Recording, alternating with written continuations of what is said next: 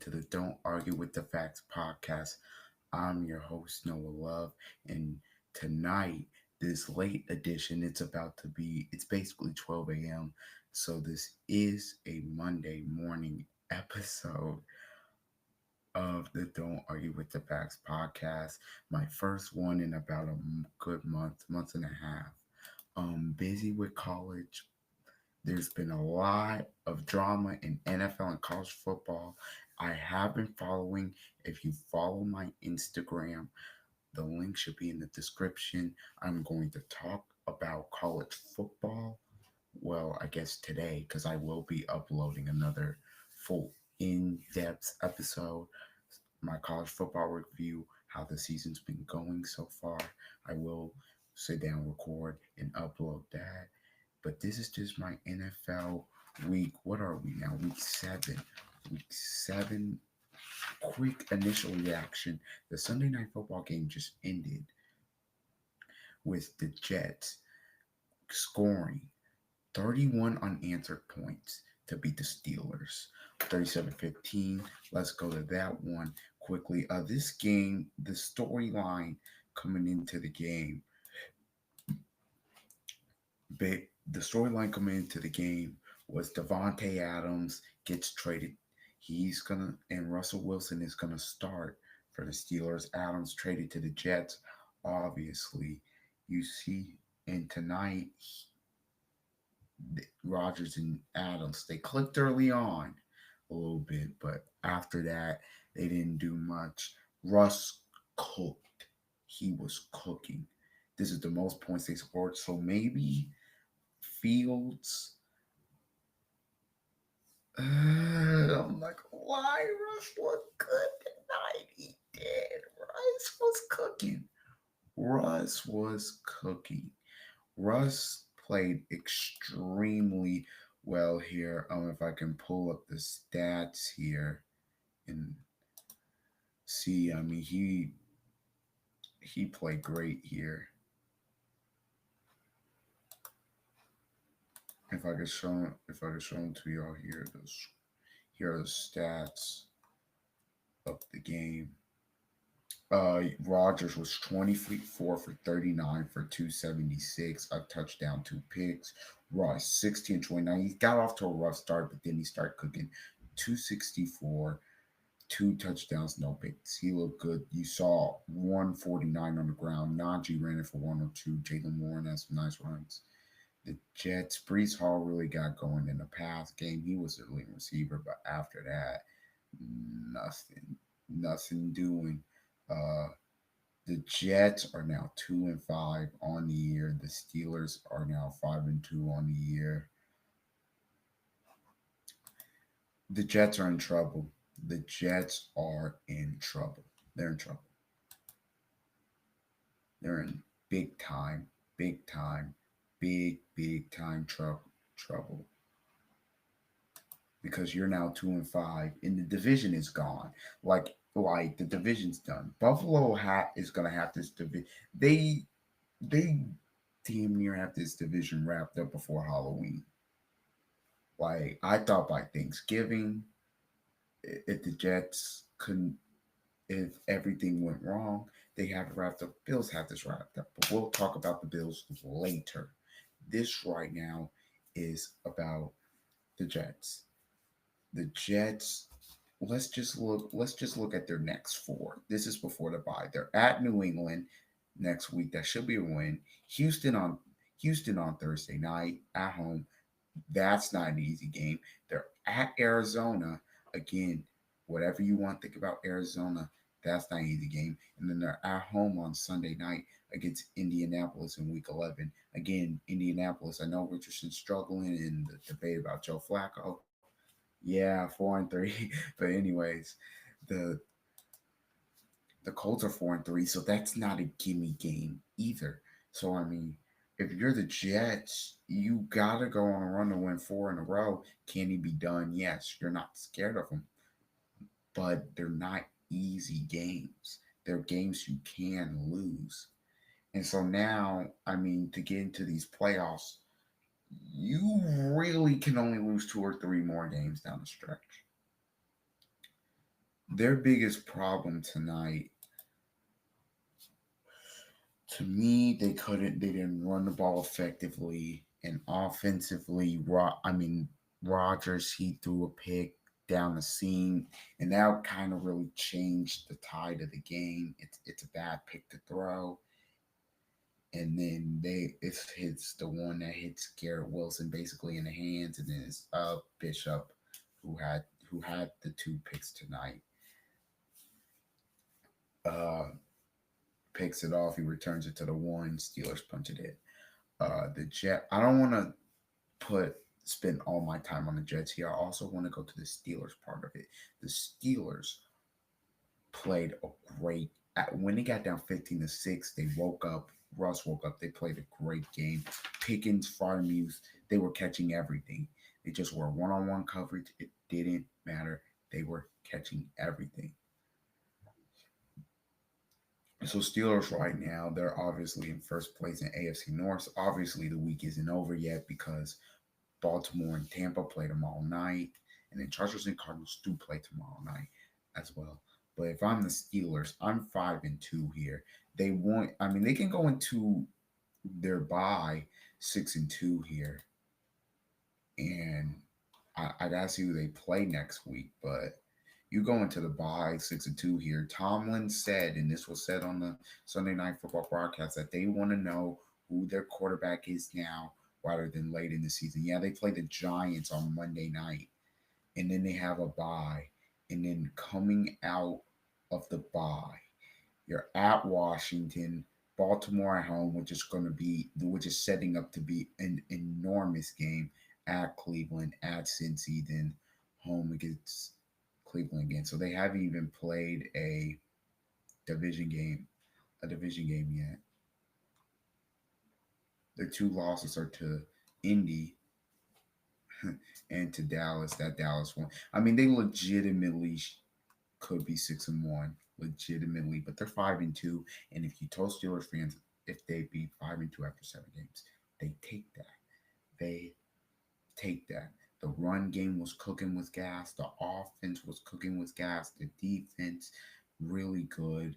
Defense has been really good all year. TJ Watt, Highsmith, the secondary. If you're a Steelers fan, you are very pleased. Mike Tomlin, great performance on Sunday night here. The Jets, I mean, I don't know what more you want me to say about the Jets. They're just a bad football team right now, plain and simple.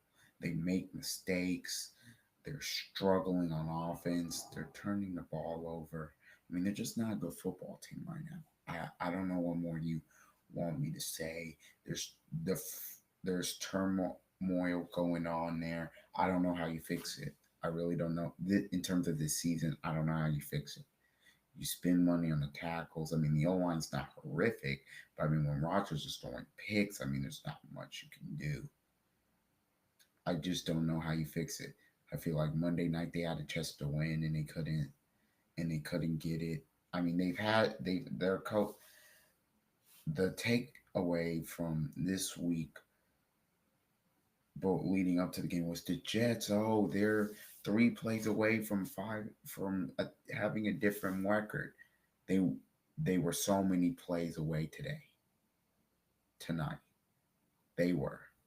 So the Steelers are 5-2, and the Jets are now 2-5.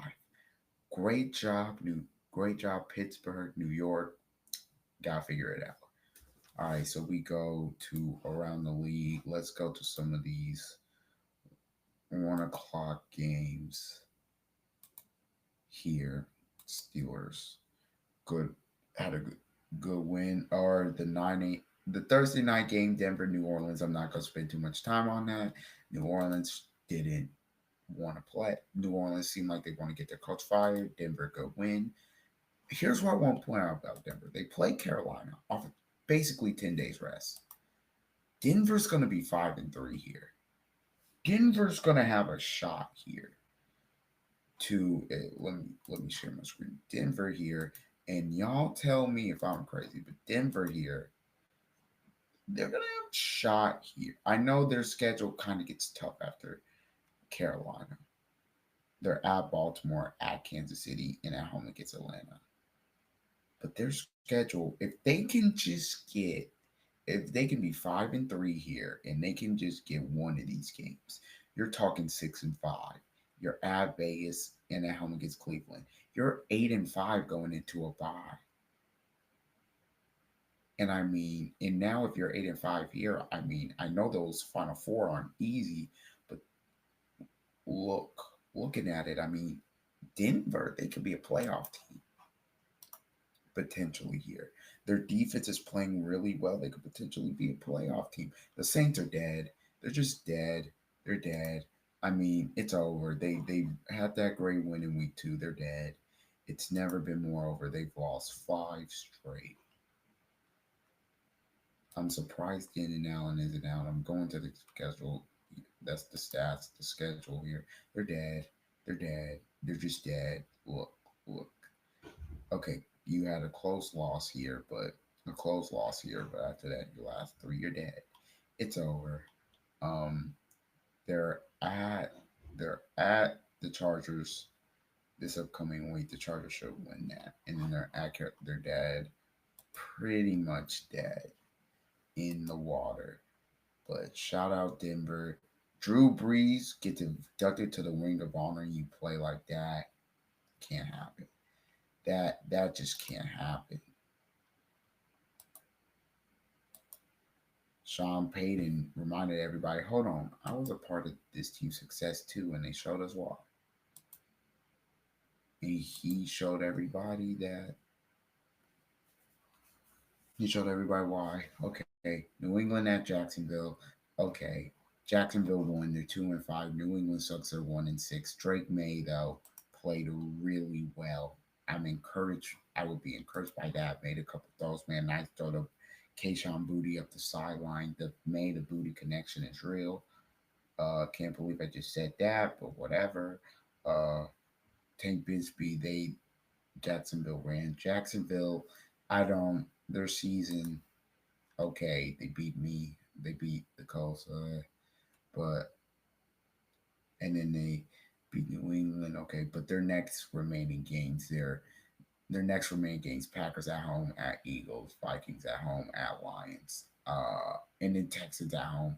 Gang, it's it's not unless they find something. I don't I don't think they're gonna do anything. Both teams will be top 10 in the draft. Not big. No lie. Let's go to because I have a lot of thoughts. Let's go to a game that was a blowout. Philly at New York. Gang, this is a bad day for the Giants GM. This is a bad day. And people will say, well, I get they blown out, but how is it a bad day? Because Barkley ran for 176 and he had more total yards than your entire team. And you let that guy go to pay Daniel Jones. You haven't won a game at home. You're now 2-5 in the division, or 2-5 overall on four of the division. The Eagles came out and did what they had to do. They dominated you. Hurts didn't have to do much because Barkley came out played fantastic. The They have Cincy next week, so we'll see there. But Philly, good on you. This is a bad day for the Giants. Bad day. And then you bench Daniel Jones for Drew Lock. This is a bad day. Bad day. Bad day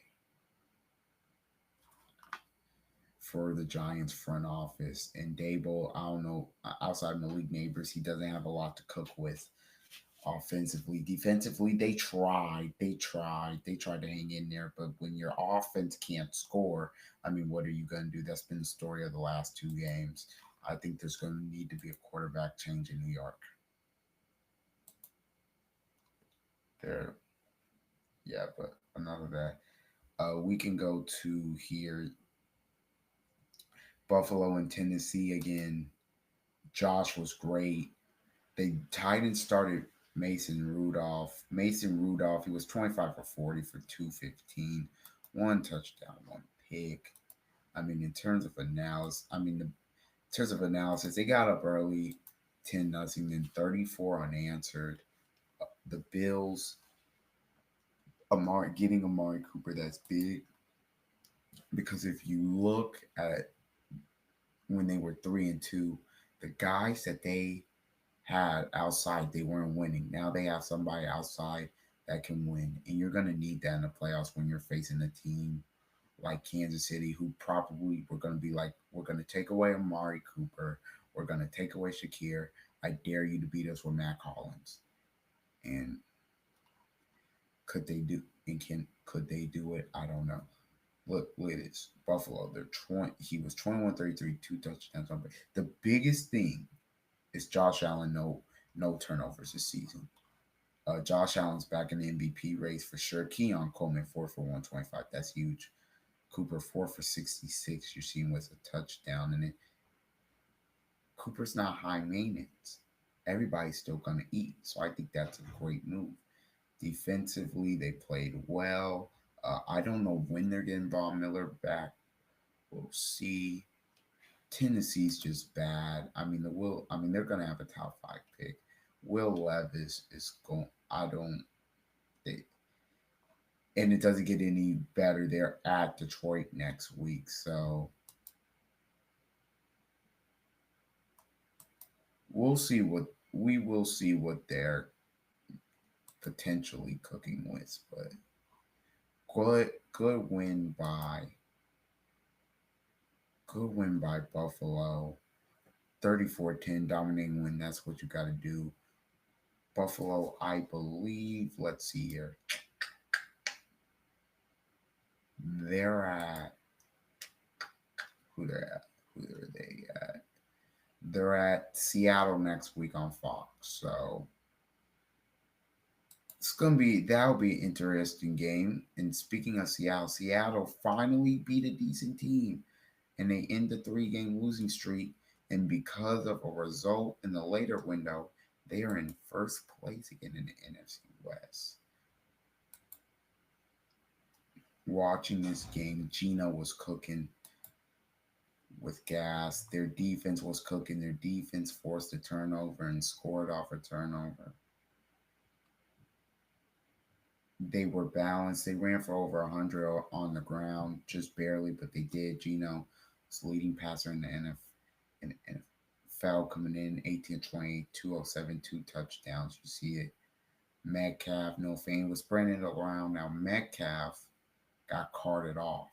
So we'll see what his status is. But Seattle jumped on Atlanta from go, and Atlanta, they just didn't have anything for it. They ran for good yardage. Like Bijan had 103. They ran for 155 in the game, but they just didn't have enough to beat Seattle today. Seattle came in and they pretty much dominated this game. The defense played well, and their offense obviously was cooking, played well. Atlanta, and if I'm Atlanta, I'm not going to panic. You have won 3 in a row. It's just a bad game. It can happen on any given Sunday. Now, let's get to this. Cincy in Cleveland. A good feel story is Nick Chubb finally playing and actually getting a touchdown in this game after 300 something days. And I'm just gonna, it's right there, so I'm gonna show the injury. For Watson. He was playing well, 15 for 127 and no touchdown, 15 of 17 for 127, but he was playing well. But look right here, it's like you plan and you kind of know right away it's an Achilles. He's fumbled. I don't know. I don't really want to. Hopefully they don't show it again. He knows it's serious. He knows he's out for the year, and he knows this is probably last chance. And this is a guy who, no matter what you think about him, Yes, he was playing bad, but he got a lot of hate. Da da da. That these at the end of the day, he's still human, and that probably affects him. And he loves playing the game of football. So I'm if you're a Browns fan, the season's a wash. You should have went to Jameis and Co earlier, but or DTR and Co earlier, but season's a wash. What are you gonna do? If you're the Bengals, you start off 0-3. You've won three of your last four. You've won three of your last four. It's a positive. It's a positive. Three of your last four. Burrow was 15 and 24 for 181, two touchdowns. Didn't have to do a lot today. Higgins and Chase and it they didn't have to do a lot. They won. The defense really did it. I mean, Jermaine Pratt 11 total tackles, but next week's a big game against Philly at home. If you can win that, you're in the back. You're in the thick of things. I'm just gonna show the Nick Chubb touchdown because it just warms my heart. It does.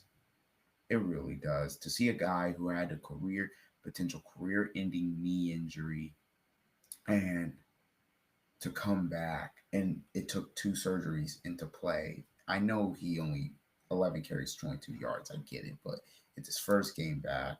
Here it is. It's the fourth and goal. It's a fourth and goal here.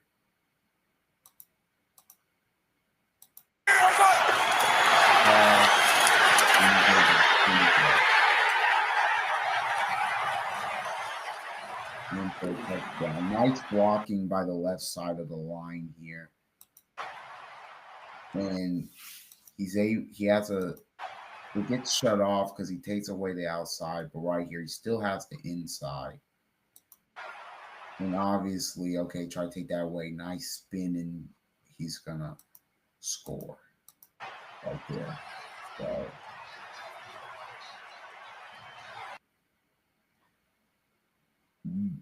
the Browns, not much left to say. Your season's washed. You're probably gonna get the number one pick in the draft. Season's a watch. If you're Cincy, great win. You have Philly next week. That's another game that if you can get, that's a must-win game because if you get that, you're right back into the thick of things.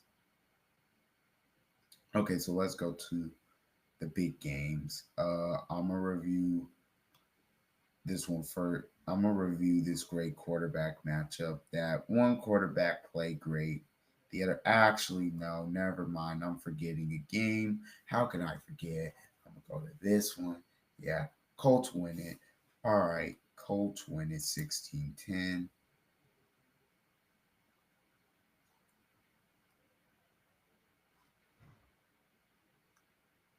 I mean, what this game, I'm gonna be real with y'all. I'm gonna be real with y'all.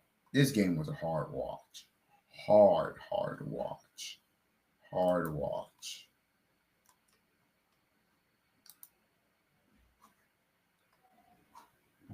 Hard watch. The stats, I don't even want to show them because they were so bad. But the Colts ran for 155 in total because Richardson ran for 56 yards. Goodson ran for 51 yards, a touchdown. Sermon ran for 36. And Doolin ran for 12. So they ran for over 100 on the ground. Miami ran for 188 on the ground. It was a balanced attack as well. Johnu Smith went 70 for 96 for a touchdown. Outside of that, nothing. Hill and Waddle both have one catch. Beckham had no catches.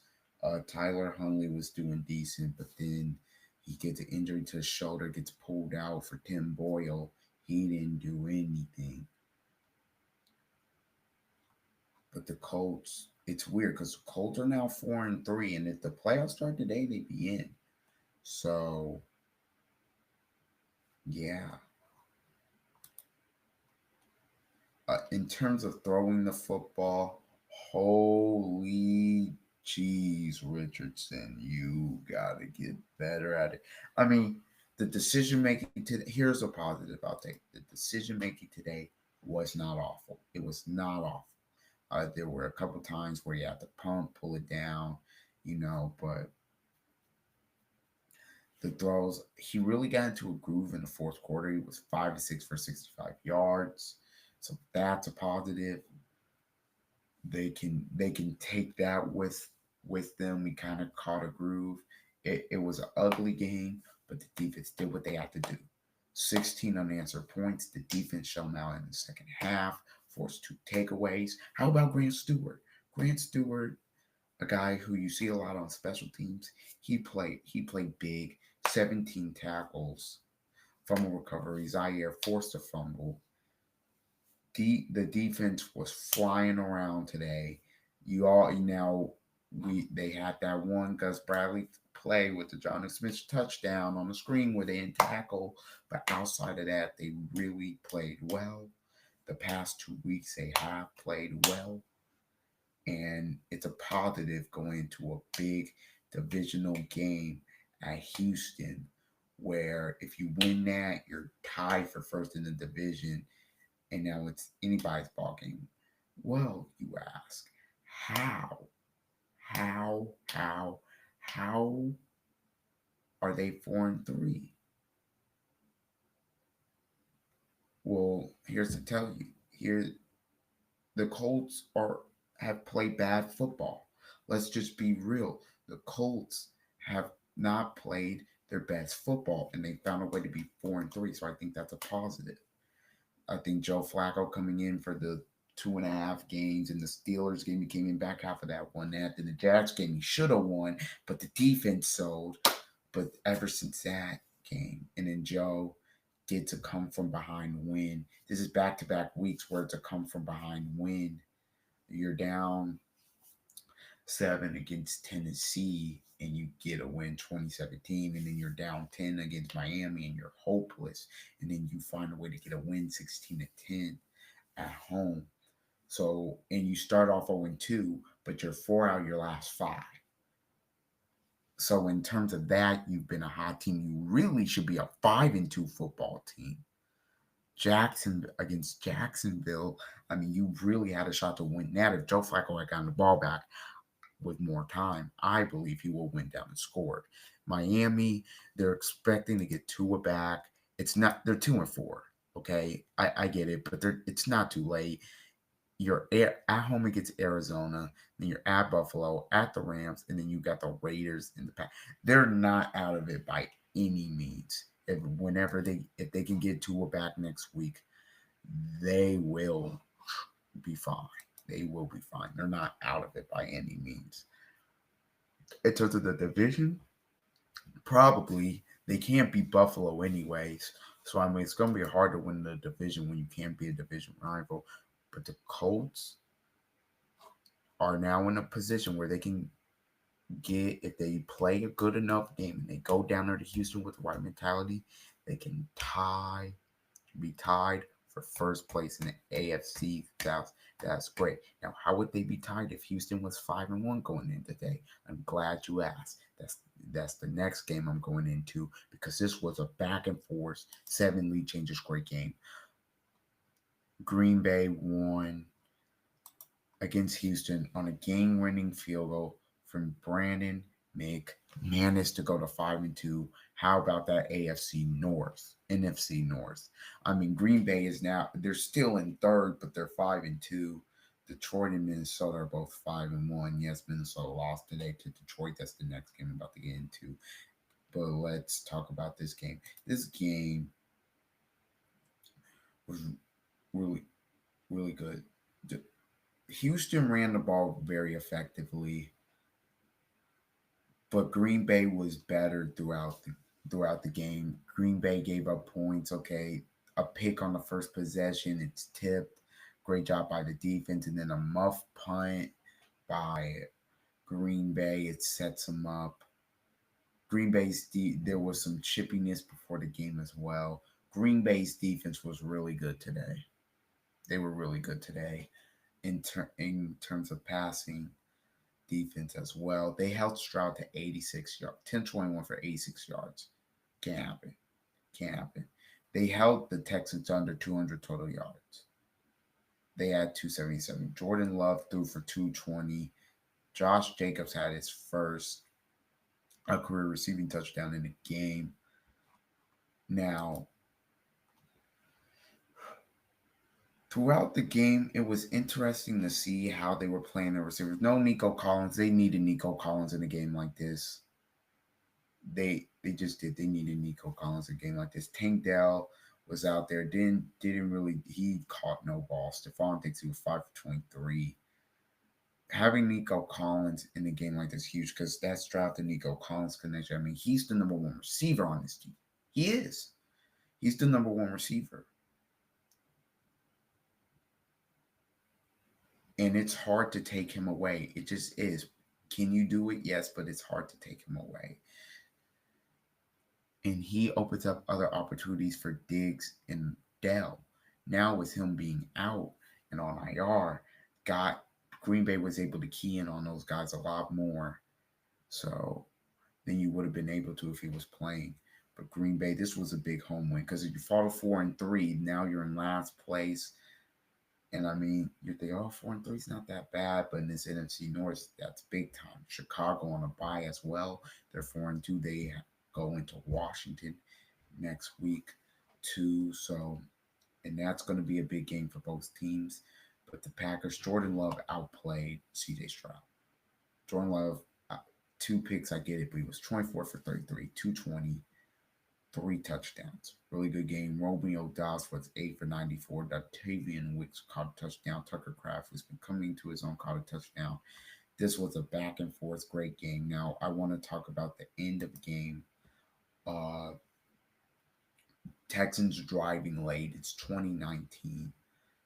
Okay, 2-man warning comes. Houston, you run it 2 times. Okay, you get stuffed both times. It's 3rd and 15. It's 3rd and 15. You run it. You have to run it there. You cannot throw it. And if you throw it to Dell and it's incomplete. And it's not even it wasn't even if he catches it wasn't even gonna be close to the first down. Just run it. Make Green Bay burn that last time out. Make them burn the last time out. It's incomplete. They don't have to burn the last time out. The Packers go down. Jordan Love makes a couple good throws. They're getting field goal range for Brandon McManus, who I believe just got to the team this week. The Packers, I think their kicker's injured. They've been having some kicking issues anyways. McManus, 45 yards. Basically in the league, drills it. And the Packers are now 5-2, and the Texans go down to 5-2. Houston, to me, they'll be fine. Hopefully, we can beat them next week, but they're fine. The Packers played a better game. It happens. It's any given Sunday. You win some, you lose some. The old line was not protecting Stroud at all. At all. So they were able to get pressure on him. Green Bay's at Jacksonville next week. And then that's a huge one. And then you win that, that's most likely going to set up potentially for first in the division, depending on what Minnesota does. But it's a big game at home in Lambeau, 425, America's Game of the Week against Detroit. So that's going to be a massive, massive game. It's going to be a massive game late in the year. Or not late in the year. It's getting out there. It's the 1st November of the season. Again, that's going to feel like a playoff game, honestly. And next week, if you're the Texans, that Texans and Colts, I think you look at that as an AFC South title game. Because if you look at the division, Tennessee, not that good. Jacksonville's probably not catching up. It's y'all two. It's Houston and Indy. Look, if the Texans win that game, they're most likely going to win the division because they'd be 6-2. They would have swept the Colts, and the Colts are now 4-4. And yes, the Colts can still make the wild card, but I mean, everything basically, Houston will have to fumble it for the Colts to win it. If the Colts win, all bets are off. It's anybody's ball game because it's tied now. The Colts just have to win. They have to beat Jacksonville when they come to Indy, and they have to beat Tennessee when they come to Indy, and then you split with Houston. That's big. That is big. And so it's so both teams will be 5-3 now. Anybody can take it.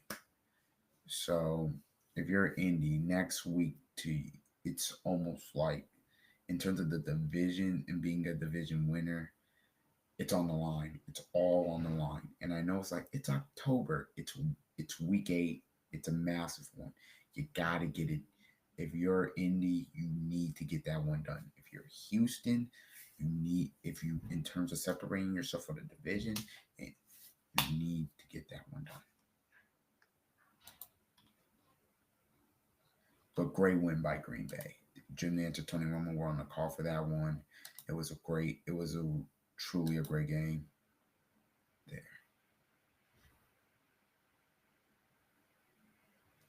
Detroit and Minnesota. This was also a great game. Minnesota jumped out on Detroit 10-0 early, and then Detroit they came back. I wonder how they would look without Aiden Hutchinson and Marcus Davenport. Detroit found a way to win.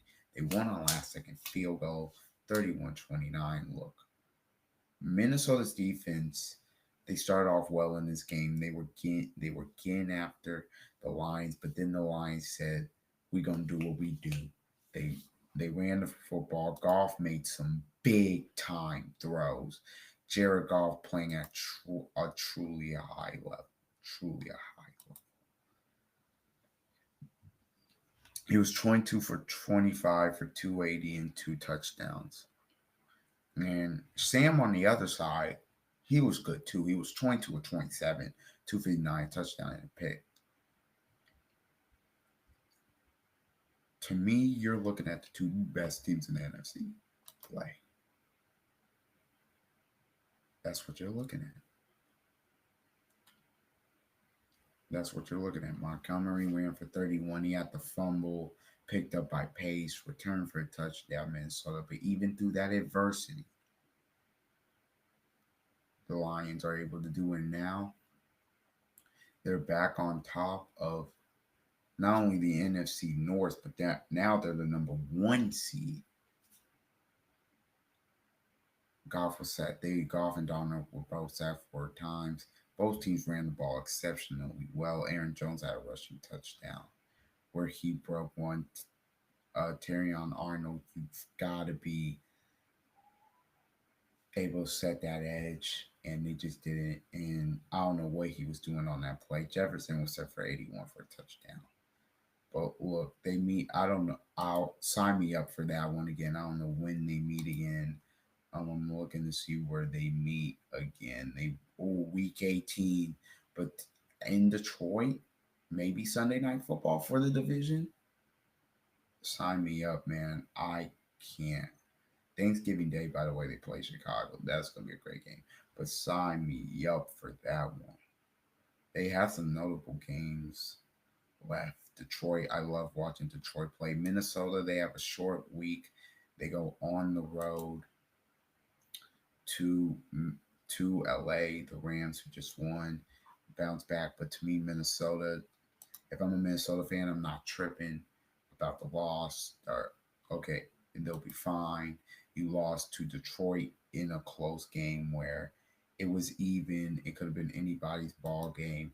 Detroit just made a few plays, and that's going to happen when you see them in Week 18. Even though it's in Detroit, you got to be the ones to make the plays.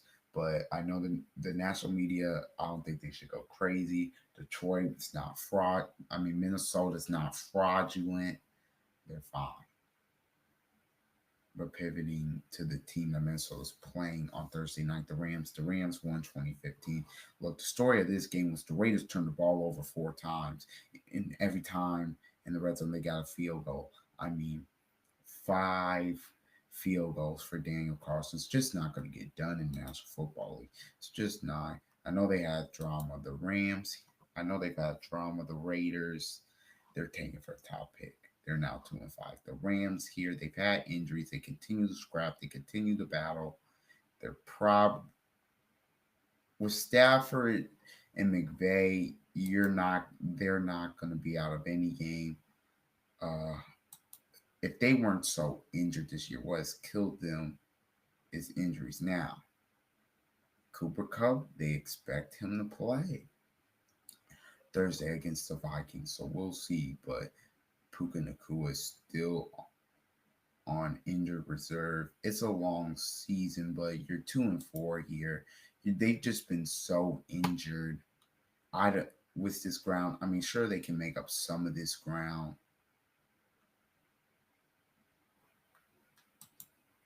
but you never know. But if you're the Raiders, I mean, O'Connell went out. You bring in Minshew.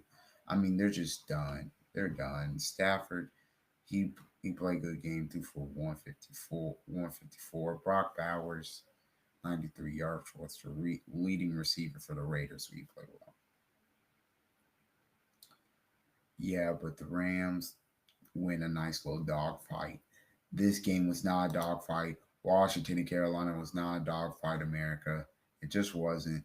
40-7. If you watch this game started in a hilarious fashion where Andy Dalton threw a pick six to Fowler. Don't know what he was thinking there. Uh, Washington is now 5-2. They're still on top of the division. There's some concern about Jaden Daniels because Jaden Daniels went down with a rib injury. Hopefully, it's nothing serious. Hopefully, he's able to play next week. You don't put him back in because you're already up big. So you don't want to put him back in and then he injures it further. Now he's out for a severe amount of time. So you don't want that. Marcus Mariota came in and just torched Carolina. 18 for 23, 205 yards, two touchdowns, no picks. Uh, Washington's for real. Washington can win this division. They're at the Bears coming to them next week, which is a big game. If Washington is 6-2,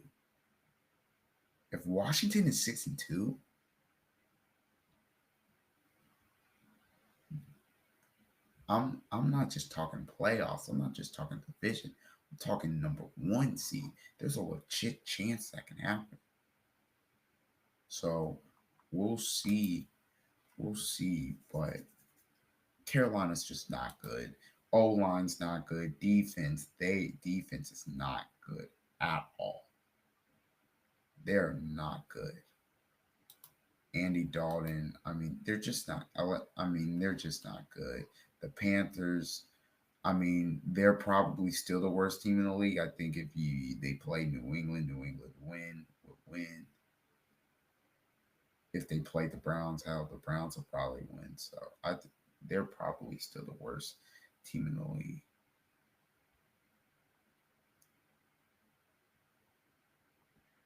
Going to America's game of the week now. Kansas City at San Francisco. This game was weird. It was weird because Mahomes and the Chiefs are now 6-0, and it was a weird game because both quarterbacks played like dog water for a majority of it. But again, the Chiefs, their people are refusing to buy into the Chiefs' identity. They are a smash mouth football team. They're gonna hit you in the mouth. They're gonna they're gonna run the football. They're gonna play great defense, but Holmes is gonna make play with he needs to. Now you can't have two picks. You can't do it, but it helps when Brock Purdy throws three. So again, Mahomes has not been good this season. He just hasn't. I know people are going to come. They just haven't. Kansas City, they're 6-0, but when you play them, Kansas City can be beat. Kansas City can be beat. Now when will they be beat? I don't know, but they can be beat. I mean, 6-0. Good job for Kansas City. If you're the Niners, the Niners, it's not clicking defensively and offensively today. It did click, and now Brandon Ayuk's torn. I think they said torn ACL potentially, and he's most likely going to be out for season. it just feels like San Francisco, they're just not going to get back. That's just what it feels like. 3-4, it just feels like San Francisco's done. Honestly, that's what it feels like. It feels like they're done. Well, not not dumb, not done in terms of like the season, but in terms of getting to a Super Bowl, I just don't see it. And even in the division, like the division, they've struggled in the division this year. They lost to the Rams, they lost to the Cardinals. Okay, they beat Seattle, great. If the Cardinals can manage to beat the Chargers, the Cardinals are getting back. The Cardinals at 3-4 are game back, and they play Seattle twice, and they play San Fran again this time in their house. And yeah, so the NFC West, that'll be interesting. But Purdy's got to play better. This was his worst game of the year by far. Mahomes has not played well, but shout out to that Chiefs defense. Steve Spagnuolo keeps playing well, and they keep finding a way to win. That's going to be it for my initial raw reaction. I'll have more thoughts probably tomorrow. I'll preview and give my predictions for the two Monday night games: Baltimore at Tampa Bay, Los Angeles at Arizona. I will talk about college football and what I think about the rankings and what I think of everything I've seen. Go Hoosiers! Think about everything I've just seen. I'll get into Alabama. What I think about them. Who's the best team in the country? Georgia's big win.